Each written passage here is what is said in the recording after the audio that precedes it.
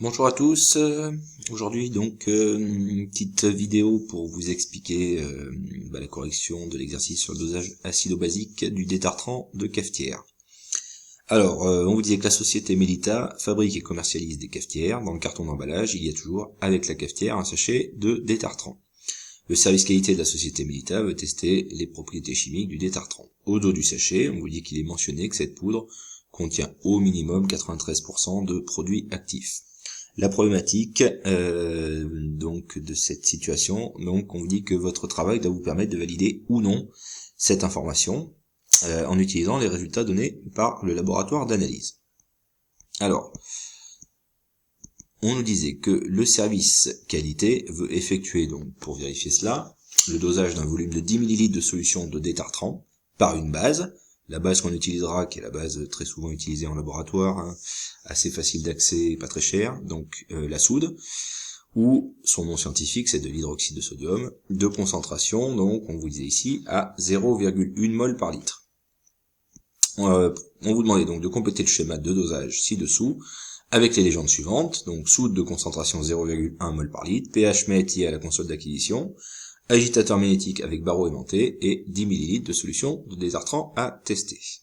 Alors, on avait vu donc que quand on réalise un dosage acido-basique, donc on commence, peu importe l'ordre, mais bon, on peut remplir donc la burette qui est ici, avec la solution qui va nous servir à effectuer le dosage, c'est-à-dire la solution dont on connaît la concentration et qu'on va rajouter petit à petit dans le produit pour lequel on voudrait connaître la concentration.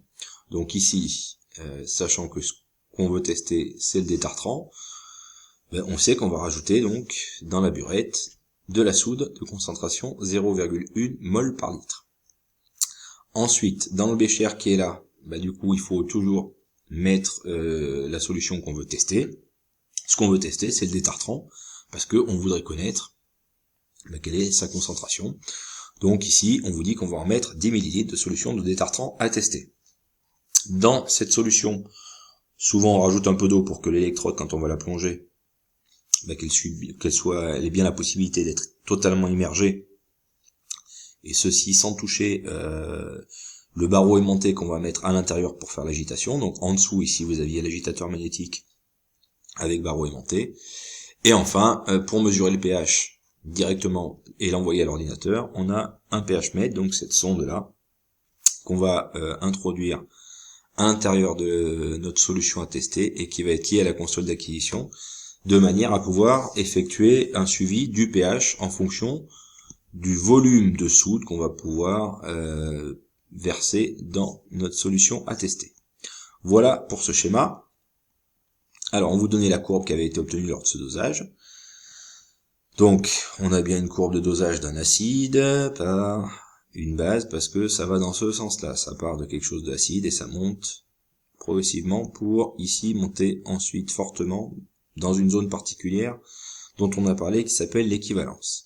Donc, ici, en ordonnée, c'est l'évolution du pH, et ici, c'est le volume de soude qu'on verse par l'intermédiaire de la burette. Alors, déterminer graphiquement le pH de la solution de détartrant avant le dosage. Donc, avant le dosage, pour l'instant, on n'a pas versé de soude. Donc, si on n'a pas versé de soude, ça veut dire que le volume de soude, il est à 0, c'est au tout début. Au début, dans le bécher, il n'y a que le détartrant, et on voit que le pH, il est aux alentours de 3. Ce qui veut donc dire que le détartrant qui est utilisé pour les cafetières, donc pH d'environ 3, et le détartrant de cafetière est donc un produit acide. Quel est le pH correspondant au volume d'équivalence VE? Donc là, l'équivalence, je vous rappelle, elle se détermine par l'intermédiaire de cette méthode qui s'appelle la méthode des tangentes. On fait une tangente à la partie basse de la courbe, une tangente à la partie haute, et ensuite, on trace la perpendiculaire à ces deux droites, et au milieu, on vient tracer une parallèle qui vient couper ici la courbe au niveau du point d'équivalence. Et donc, j'ai prolongé ici jusqu'à l'axe des ordonnées pour voir que il y a 4 petits traits entre le 8 et le 9, on arrive sur le troisième, donc on est environ à 8,75 au niveau du pH au volume, au moment où on a versé un volume de base égal au volume équivalent. Donc, je l'ai remis ici, 8,75. Calculer la concentration en ion H3O+, lors de l'équivalence. Bon, on a vu dans les rappels sur le pH et ensuite les calculs et mesures de pH, on a vu que pour calculer la concentration en ion H3O+, il faut faire 10 puissance moins pH. Donc ici, le pH est égal à 8,75 à l'équivalence. Donc 10 puissance moins 8,75. Si on tape ça à la calculatrice, ça fait environ 1,78 fois 10 puissance moins 9 mol par litre.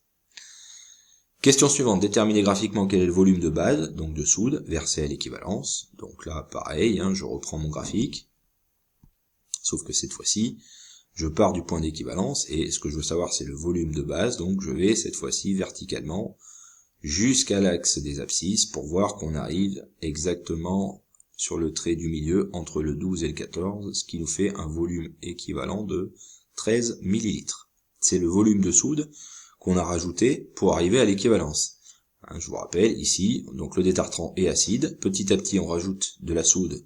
Comme la soude est basique, le pH il augmente, et puis on arrive dans la zone qui est là, où on a une forte augmentation du pH. Pourquoi? Parce qu'on arrive à peu près dans la zone où on aura neutralisé totalement l'acide, c'est-à-dire qu'on aura rajouté autant de base que ce qu'il y avait d'acide au départ dans le bécher. Et c'est pour cette raison-là que dans la question suivante, on vous dit, à partir de la relation suivante, calculer la concentration Ca, c'est-à-dire la concentration de l'acide en mol par litre, de la solution de détartrant. Le fait que à l'équivalence, on a rajouté autant de base que ce qu'il y avait d'acide au départ, ça se traduit par cette relation-là. Ca, concentration d'acide fois volume d'acide, ça c'est le nombre de moles d'acide qu'on avait au départ dans le bécher. Ça sera égal à la concentration de la base fois le volume équivalent. Ça sera le nombre de moles de soude qu'on aura rajouté à l'équivalence et qui sera donc la même que, a priori, que celle d'acide qu'il y avait au départ dans le bécher. VA, donc, c'est le volume de la prise d'essai de la solution A. Donc, on avait pris 10 ml d'acide au départ. VE, c'est le volume équivalent de la solution de soude. C'est ce qu'on a rajouté de soude comme volume de soude pour arriver à l'équivalence. CB, c'est la concentration de la solution de soude qu'on a mis dans la burette et pour laquelle il faut absolument qu'on connaisse la concentration. C'est le principe même d'un dosage. Et donc ça, on nous le donnait au départ. On nous disait que la soude, elle avait une concentration de 0,10 mol par litre. Bon, du coup, si on prend cette formule-là, moi, ce que je veux là-dedans, c'est concentration de l'acide. Donc, il faut que je élimine le volume d'acide de ce côté de l'égalité. Comme c'est une multiplication de ce côté, il va passer de l'autre côté et il va venir diviser ce qui est déjà présent de l'autre côté, c'est-à-dire CB fois VE, et donc on va diviser tout ça par VA. C'est ce que je vous ai remis ici, CB fois VE divisé par VA. Concentration de la base 0,1, volume équivalent 13 ml, volume d'acide 10 ml. Si on fait ce calcul-là, 0,1 fois 13 divisé par 10, on trouve 0,13 mol par litre. On revient à notre problématique de départ. La problématique, c'était de savoir si le produit était conforme à ce qui était inscrit sur l'étiquette. On nous dit que la proportion de P de produit actif, donc du coup maintenant on sait que le produit actif qui est présent dans le détartrant, c'est un acide.